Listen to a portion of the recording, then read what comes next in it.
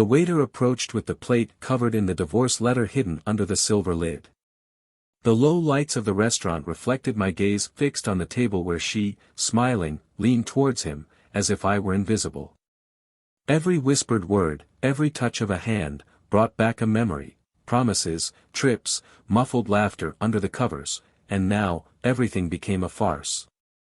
I already knew everything, I had already seen the messages, heard the empty excuses. I had spent sleepless nights, between horror and anger, while she pretended to be by my side, lying with a skill I never imagined she possessed. The plate was placed in front of her as naturally as the waiter always served us, but this time, her hands were shaking. She hesitated as she lifted the lid, and for a second, her eyes met mine from across the room. Coldness. His mask broke. She saw the letter, the white paper that contained everything we had built and everything she had destroyed. In that instant, she knew that I knew. The lover, perplexed, looked between the two of us, without understanding. What is this?" he murmured, his voice shaking.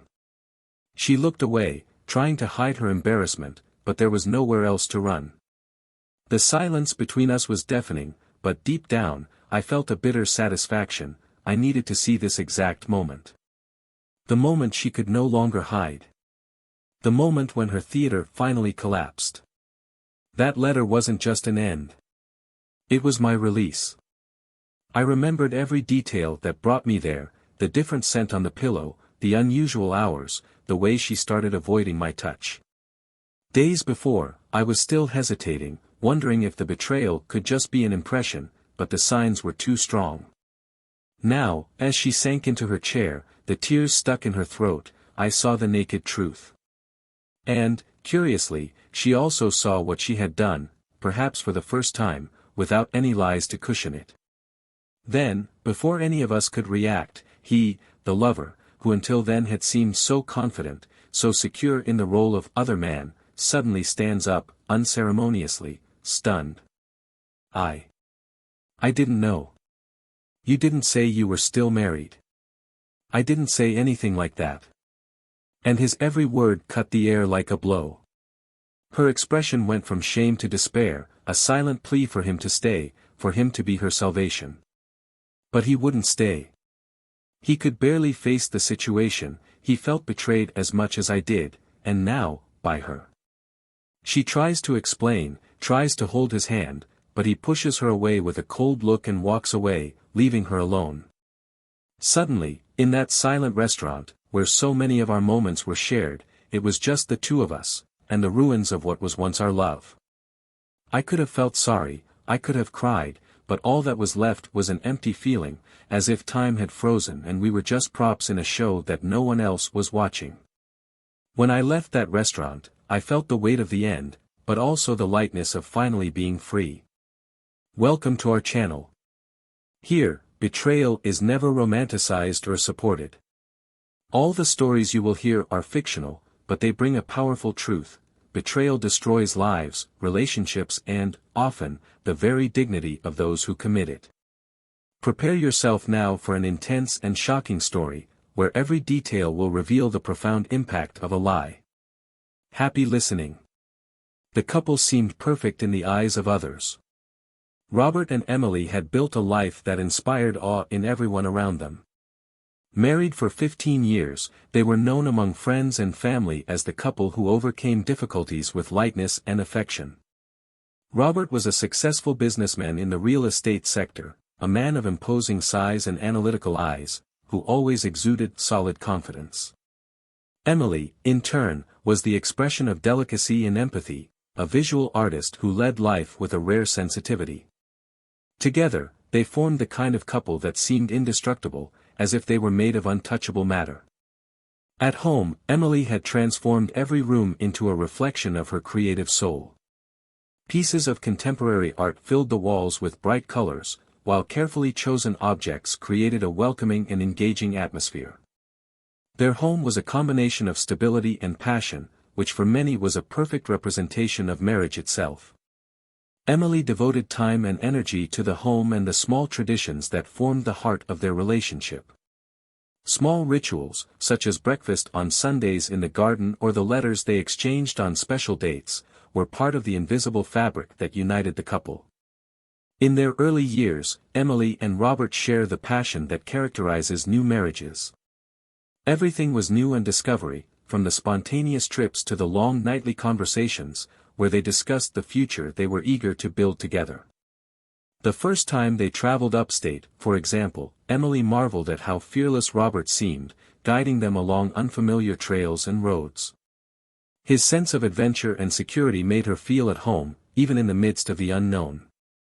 However, over time, as happens in many relationships, gestures that previously overflowed with affection and intention became automatic. Robert was increasingly immersed in work, which, little by little, became an invisible burden between them. Emily, on the other hand, took refuge in art to fill the growing void. The canvases and brushes became a silent companion that helped her organize her own feelings. She never mentioned it to Robert, but inside she felt something was changing. And, at the same time, she resisted admitting that the love she felt for him was changing too. Despite this, there were no visible signs of discontent. Emily remained faithful to the traditions and way of being that defined her personality and her presence at the wedding. On important dates, he would still leave little notes in Robert's coat pocket before he left for work. And Robert, although more distracted, never forgot to bring flowers when he remembered, a gesture that Emily silently appreciated, although the meaning of that gift was not as clear as before. The couple's friends always saw them together at social events, and both masterfully played the roles of attentive and friendly hosts. In the eyes of society, their marriage continued to represent harmony and success. Robert, with his discreet and firm style, was admired for his determination, while Emily, with her gentle naturalness, won the admiration of those who knew her. However, what was happening within the walls of the house they shared was known only to the two of them, and perhaps even they did not understand it enough.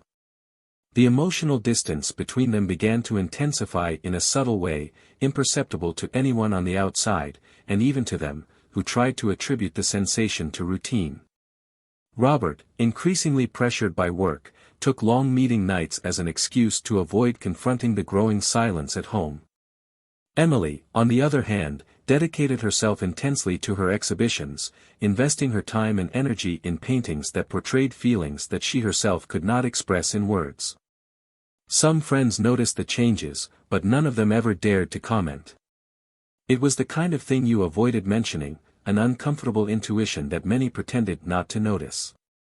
Deep down, there was a collective hope that everything was just a temporary phase. After all, Robert and Emily always seemed so solid, so stable. They were an example that true love could withstand any trial, any difficult phase. One night, after a long work meeting, Robert came home and found Emily already asleep on the couch. He watched her for a few minutes, feeling a pang of nostalgia as he remembered the nights when the two of them would hug each other until they fell asleep. In silence, he covered her with a blanket and went to the bedroom alone, without waking her. That night, as he stared at the ceiling of his empty room, Robert wondered when they had stopped seeing each other. The love was still there, he knew that, but something else had been lost along the way. And Emily, that same night, dreamed of the past, of the first years with Robert, memories that warmed her, but that seemed more distant with each new day. She woke up with the blanket over her body in a vague feeling of affection, but also of loss. I couldn't shake the feeling that something fundamental had shifted. In silence, she got up and went to the bedroom, where Robert was already asleep, and lay down next to him, hoping that the emptiness she felt was just the result of temporary tiredness. The friendship between them was what remained as an invisible thread that sustained the relationship. They still laughed together from time to time, in relaxed moments during dinner or while watching a movie on the weekend. But that glow that once united them seemed just a shadow of what it once was. Emily increasingly took refuge in her paintings, exploring colors and shapes that reflected the inner confusion that she herself could not understand. Robert, immersed in endless negotiations and meetings, saw his career as a kind of shield, something to dedicate himself to and avoid confronting his own doubts. Little by little, dinners, which were once sacred and special occasions, became just another appointment. Robert was always busy, Emily was always absorbed in her own reflections. And so, the two lived together without realizing how far they grew apart. Robert felt the weight of an unspoken responsibility. He knew he owed Emily more, he owed them more as a couple, but he was never sure where to start. Emily, for her part, never let on the extent of her discomfort. She was a strong, proud woman, and the last thing she wanted was to be seen as an unsatisfied wife. I tried my best to maintain balance, believing that time would resolve everything. But secretly, he longed for something that would rekindle the love between them, a spark, a gesture, anything that would bring back the intensity of the early years. Still, everyone's small gestures were the glue that somehow held everything together. The night Robert bought tickets to a symphony concert, Emily felt touched for the first time in a long time. Robert watched her during the concert, seeing her face light up with the music. She held his hand for a moment, and in that split second, they both felt that there was something there, something that could perhaps be recovered. But, upon returning home, silence once again dominated the environment. The magic of the moment dissipated, and both, without knowing how to reverse the situation, retreated into their thoughts. Emily tried to remember why it had affected her so much, and Robert wondered if there was anything he could still do to save them from a suffocating routine. Time continued to pass, and the weight of choices and unspoken moments seemed to accumulate. Emily immersed herself in silent introspection, and Robert, increasingly emotionally distant, sought an escape from his own conflicts at work. And, as they both floated through their lives without a clear direction, that relationship that seemed unbreakable was increasingly fragile, even though neither of them was willing to admit it. They were seemingly trapped in an inescapable cycle of minor disappointments and unmet expectations, but they still maintained a facade of perfection that everyone around them saw and admired. Robert and Emily's daily life followed the slow rhythm of a melody that had lost its vibrancy, but it was still a melody that they both knew by heart. She continued with her exhibitions, increasingly praised, and he, in his meetings and business, always with a concentrated expression and precise attitudes. However, even though everything seemed to be in balance, their marriage remained a mystery to any attentive observer. Small details began to reveal themselves in the absences that both allowed between each other. Robert, in an impulse to recapture what they had lost, invited Emily to dinner at the restaurant where they had celebrated their first wedding anniversary. Choosing that place brought back sweet memories for both of them, and he believed it could revive some trace of connection, like that night they laughed and toasted the future. Emily accepted the invitation, surprised and grateful, but something inside her remained hesitant, a feeling she couldn't name. That evening, the restaurant was subtly lit, the tables elegantly arranged under warm lights that created a warm, romantic atmosphere. Robert tried hard to make the meeting light and relaxed. They made small talk, but the weight of so many unspoken conversations hung between them, floating in the silence that crept between the words exchanged. Emily smiled and thanked him for the gesture, but her thoughts seemed distant, her eyes occasionally lost in some undefined point, as if she were somewhere else. However, as much as Robert tried to deny the growing tension, he couldn't ignore the changes in Emily. The way she spent more time outside the house, her constant absorption in her artistic projects, always immersed in her canvases, as if the world itself wasn't enough to fill her. He began to notice Emily's absence in moments that were previously important, and the apologies became routine and empty, always accompanied by an expression of tiredness and distraction. One morning, as he left for work, Robert found a handkerchief in his coat pocket, the same silk handkerchief he had given to Emily on one of their trips together, and which she carried on every special occasion. The fabric had a soft, familiar scent, but it wasn't Emily's. He tried to push away the thoughts that began to form, but a silent uneasiness began to grow within him, like a shadow expanding with each new detail he noticed. Robert wondered if it was just imagination, but instinct said otherwise. One cold afternoon, while working in his office, he was interrupted by a message that appeared on his cell phone. It was a credit card notification, a purchase at an expensive restaurant, at a time when Emily was supposedly in a work meeting. Without thinking much, Robert picked up the phone and called the gallery where she used to spend her afternoons. She just left, the assistant said, making it clear that Emily was not at the meeting as she had said. Robert's mind began to work quickly, and that same afternoon he decided to check the statement of their joint transactions. The following weeks were marked by a series of silent observations, each one revealing more than he was prepared to discover. Small details, a hastily made hotel reservation, an unfamiliar perfume, exchanging messages at unusual times, all led to a pattern he could no longer ignore. Robert realized that their estrangement had turned into something much bigger than he could have imagined. His heart raced, his breathing became heavier, and the sadness that began to consume him made clear the extent of the disappointment he was facing. When confronting Emily, he chose caution. He knew that a hasty accusation could destroy any chance of sincere dialogue. Instead, he decided to wait, gather more certainty before turning his suspicions into words. He watched her every move, noticed every change in her tone of voice and vague responses, tried to read between the lines, in those increasingly evident silences. One night, Robert received a tip from a close friend, someone who preferred not to say much, but who, with a serious look and a low voice, only mentioned having seen her entering a hotel accompanied by a man. The news hit Robert like a punch, but he controlled the anger that threatened to explode. What disturbed him most was the fact that he now had a dilemma on his hands. He could confront her once and for all, demand answers, but something inside him still hesitated. Would it be real? Was it really possible that everything they had built was collapsing so brutally? Finally, Robert decided that he could not live in doubt. He devised a way to get the truth without her having the chance to dissemble or hide it. He arranged a special dinner, a gesture she could not refuse, and arranged with the restaurant's maitre d' for a divorce letter to be served alongside the main course, a silent but definitive revelation. He wanted to watch her reaction, see the shock, the guilt, maybe the regret in her eyes. I needed a confrontation where there was no room for lies, where the masks would fall without any words. On the appointed day, Robert was prepared. He knew it wouldn't be easy, that the pain would tear him up inside, but it was necessary, a truth he needed to see for himself. And when Emily opened the letter, her gaze froze. Emily remained motionless, holding the divorce letter, her face ashen as she read the words that ended the marriage she thought was under her control.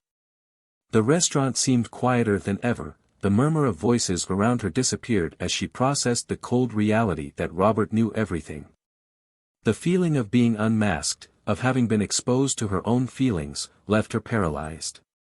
She looked up, straight into Robert's eyes, trying to find any sign of pity or hesitation, but all she saw was a firm, calculated expression, as if he had been waiting for this moment for a long time. "So, that was it," she whispered, almost voiceless. "Is this how you wanted to end it all?" His tone oscillated between despair and uncontained guilt. Robert watched her in silence for a moment before responding. "Everything you read," he said, his voice low but sharp as a razor, "it's the least I could do. Did you think I wouldn't notice, Emily? Did you think I'd be blind to everything that was going on, the nights out, the secrets? No, I noticed every detail." Emily looked away, unable to bear the weight of the accusation. Shame and despair mixed together, creating a suffocating feeling. "Robert, it wasn't supposed to be like this," she murmured, the words almost failing her as she tried to justify what, deep down, she knew was unjustifiable. Robert leaned forward, resting his elbows on the table and not looking away. "Wasn't it supposed to be like that?" he repeated, with bitter irony. "So what was it supposed to be like, Emily? For you, was I supposed to remain in the dark while you pursued your double life? Was I supposed to accept your empty excuses, ignore your lies? Is that what you wanted?" She clenched her fists, trying to hold back the tears, but the pressure was unbearable. Everything he thought he could keep secret, the life he thought he could share between himself and the other, now seemed fragile, an illusion shattered by a simple sheet of paper. "I didn't want to hurt you," Emily managed to say, but the sound was faint, almost imperceptible. Robert's laugh was cold, an unexpected reaction that made her shudder. "You didn't want to hurt me? Emily, you tore me apart. With each new lie, with each averted glance, you took a piece of me away, as if I were just an obstacle, something that could be ignored." The silence between them became thick, filled with everything that hadn't been said over the years. Emily felt the walls closing in around her, the usual excuses, the justifications that she had always believed were sufficient, seemed useless, empty. All that was left now was the raw, painful reality of what she had done, and the way Robert had confronted her. It was then that, in a barely audible voice, she murmured, "There's something you don't know." Robert stared at her, tension growing in his eyes. "What else could there be, Emily? What could you tell me now that would change what you did? The betrayal has gone too far." She took a deep breath, feeling the weight of what she was about to reveal. It wasn't something she had planned to share, ever. But there, in front of Robert's icy gaze, knowing that everything was hanging in the balance, Emily knew that there was no point in keeping secrets anymore. And the words, although difficult, finally came out. He didn't know I was married, Robert." Robert seemed struck by a momentary shock, a flash of surprise that was soon replaced by silent fury. "What do you mean? Are you saying that, on top of everything else, you made a fool of him too? And I was reduced to a mere detail in your plan?" "It wasn't a plan," Emily exclaimed, her voice breaking. It was something I didn't foresee. I wanted to fill something that was missing, something that I couldn't understand. At first, it was an escape, a way to get away from everything that no longer made sense between us. But things got out of my control. The revelation seemed surreal to Robert. He, who had thought he had control over every detail of the situation, realized that there were even more layers to his pain. "And how did you think this would end, Emily? That it would be forever while you shared your life between the two of us, without either of us knowing the truth?" Emily remained silent, her gaze fixed on her hands. She had no answers. She only knew that that moment was the collapse of everything she had built, of everything that had once meant something to her. The illusions, the excuses, they all fell before her like shards of glass scattered across the floor. But Robert didn't stop there. He was determined to get the truth out of Emily, every detail, every excuse she could offer. "Tell me, Emily, did you love this man?" She hesitated, her face contorted with internal struggle. "I wanted to scream that no, that it was all a mistake that should never have happened. But the words, when they came out, revealed something far more painful than any lie she had ever told. I don't know. I think it was something that made me feel alive again, something I didn't find in us anymore." The answer was like a knife to Robert, who sat back in his chair, feeling the weight of betrayal, disrespect and all the lies. He realized that what they had lost over the years had been filled by something, or someone, he could never fully understand. And at the same time, he felt that, in some way, he had also contributed to this. Robert took a deep breath and leaned across the table one last time, his expression unwavering. "Now it all makes sense. I gave you every part of me, Emily. I sacrificed my hours, my time, even my peace. And you used that to betray me, to take refuge in something I could never give you. Yet, I want you to know, this all ends here." He stood up, leaving Emily alone with the letter in her hands, the paper shaking between her fingers, and walked away without looking back. Robert left the restaurant, his steps firm and quick, as if trying to escape the pain he was carrying. The night air felt colder, heavier, but he stood straight, his posture rigid, as he crossed the empty parking lot. Inside him, there was a storm of feelings. The hurt pulsed with every beat of his heart, the anger grew with each new memory that emerged from his mind, gestures, promises, words that he previously believed were sincere. The void Emily had left inside him felt insurmountable, as if every part of his life had been corrupted by her betrayal. He got into the car, closed the door tightly and remained for a moment staring at the steering wheel, trying to control his breathing that was threatening to fail. He was a man who had always prided himself on his self-control, on his ability to remain calm in pressure situations, but here, at that moment, he felt completely vulnerable. The feeling of having lost everything he valued, everything he thought he knew, washed over him like a tidal wave, causing him to question every decision, every second shared with Emily over the years. Meanwhile, inside the restaurant, Emily was still dazed, her eyes fixed on the empty table in front of her, where Robert had been minutes before. She felt a sharp pain in her chest, mixed with deep regret, but also a confusing frustration, something she herself couldn't explain.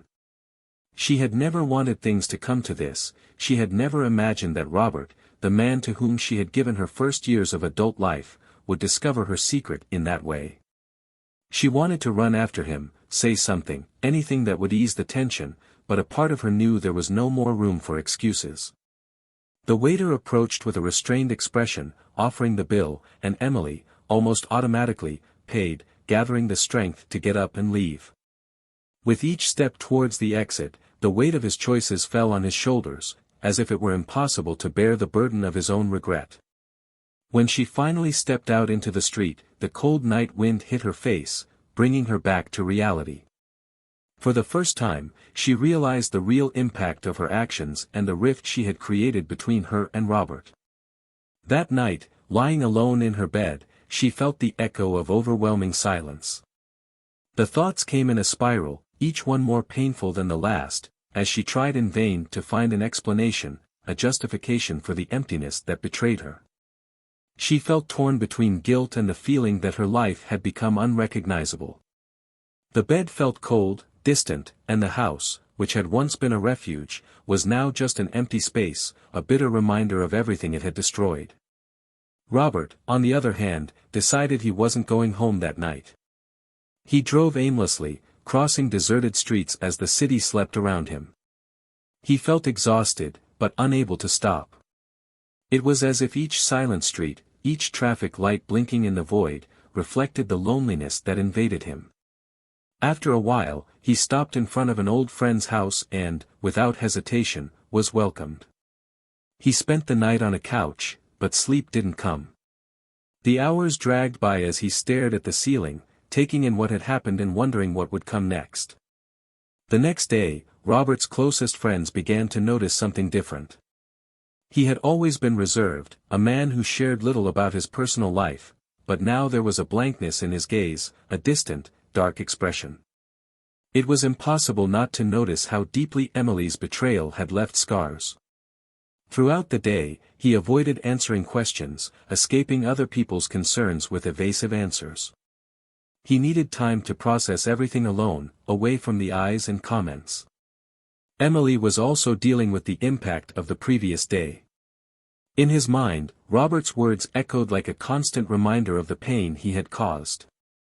She knew that her absence from home was a clear sign that he would not forgive her easily, perhaps never. She wandered around the house in silence, trying to deal with the feeling of abandonment that now filled every room. The truth suffocated her, and the reality that Robert could be deciding their future away from her left her in despair. That weekend, Emily tried calling Robert several times, but he refused each call. He had nothing to say to her that he hadn't already said the night before, and the insistent ringing of the phone only increased his frustration and sadness. He felt that any conversation would be useless, as if every word exchanged between them was just another weight, another reminder of the betrayal. Emily, in turn, felt cornered. He knew that what he had done was unforgivable, but at the same time, he couldn't bear the idea of losing Robert permanently. He looked for a way out, a way to fix things, even though deep down he knew it might be too late. It was then that he decided to write a letter, a last attempt to express what he felt, to ask for a chance to rebuild something, to, perhaps, obtain some form of redemption. She wrote the letter carefully, choosing each word as if each one could be her last. She tried to describe the emptiness she had felt, the desperate impulse that had led her down the path of betrayal, but she also expressed her regret, her sadness, and the pain that now consumed her. I knew that he might never read those words, that he could simply ignore it and move on, but it was the only gesture he had left. When Robert finally received the letter, he had already decided that he needed to take definitive action. He read it in silence, but Emily's words only reignited the pain, confirming what he already knew: the distance between them had become insurmountable. Each sentence seemed more like a justification than a plea for forgiveness, and he couldn't find the relief he'd hoped for in it. When she finished reading, she just felt the weight of the decision she would need to make and, somehow, realized that nothing she said would change what had been broken between them. Emily waited anxiously for a response, any sign that he understood her or was willing to talk, but the days passed in silence. Every day Robert spent away was a painful reminder of how much their relationship had frayed. She realized that time would not heal that wound, that his silence was as definitive an answer as the words he had chosen not to say. Robert's decision finally came one cold morning when he looked at himself in the bathroom mirror of a small temporary apartment where he had been staying for weeks. The pain was still there, but now there was a clarity he hadn't felt since the night he found out everything. The silence between him and Emily had become the only possible language between them, and, in that moment, he understood that what was left between them was no longer love, but a bitter shadow of something that was once true. Emily, on the other hand, lived her own kind of exile. The house they shared was a constant reminder of the years they spent together, of the moments that seemed untouchable and perfect, but now seemed like lies. Every room echoed Robert's silence, his absence, his pain. She knew he wouldn't come back, that her chance at redemption had been lost the moment she exchanged promises for lies. He tried to return to the studio, but even art, his refuge from so much pain, was now an unbearable activity. The screens remained blank, as did his future, and the emptiness around him seemed to consume all his energy. Their last meeting took place in a discreet cafe, far from the places they used to go together.